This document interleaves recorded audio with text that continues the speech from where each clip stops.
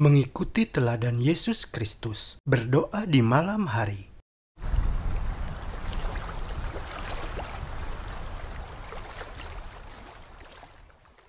Lukas 6 ayat 12. Pada waktu itu pergilah Yesus ke bukit untuk berdoa, dan semalam-malaman ia berdoa kepada Allah. Yang Maha Tinggi di surga sewaktu terlibat dalam pelayanannya di dunia, banyak berdoa kepada Bapanya. Dia sering bertelut sepanjang malam dalam doa. Jiwanya sering berduka ketika dia merasakan kekuatan kegelapan di dunia ini, dan dia meninggalkan kota yang sibuk serta kerumunan orang yang ribut, mencari tempat tersembunyi untuk mengadakan syafaatnya. Bukit Zaitun adalah tempat kesukaan anak Allah untuk perbaktiannya. Seringkali setelah orang banyak itu meninggalkan dia untuk sendirian di malam hari, dia tidak beristirahat meskipun lelah dengan pekerjaan hari itu. Dalam Injil Yohanes kita membaca, lalu mereka pulang masing-masing ke rumahnya, tetapi Yesus pergi ke Bukit Zaitun. Sementara kota itu diredam dalam keheningan dan para murid telah kembali ke rumah mereka untuk mendapatkan penyegaran dalam tidur,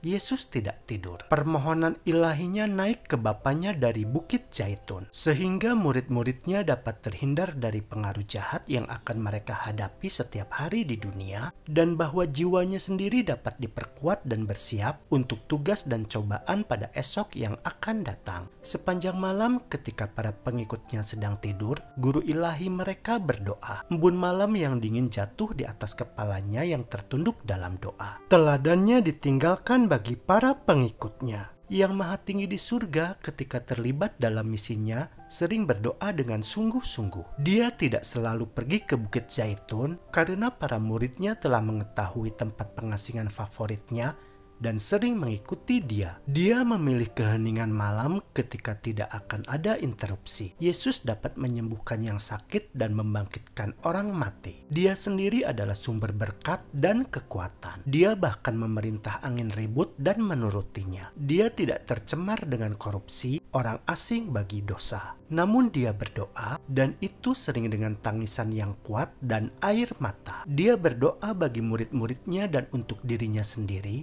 dengan demikian mengidentifikasi dirinya dengan kebutuhan kita, kelemahan kita, dan kegagalan kita yang sangat umum dengan umat manusia. Dia adalah seorang pemohon yang kuat, tidak memiliki sifat-sifat kejatuhan dan nafsu manusia kita, tetapi diliputi dengan kelemahan yang sama, dicobai dalam semua hal, bahkan seperti kita. Yesus menanggung penderitaan yang membutuhkan bantuan dan dukungan dari Bapanya.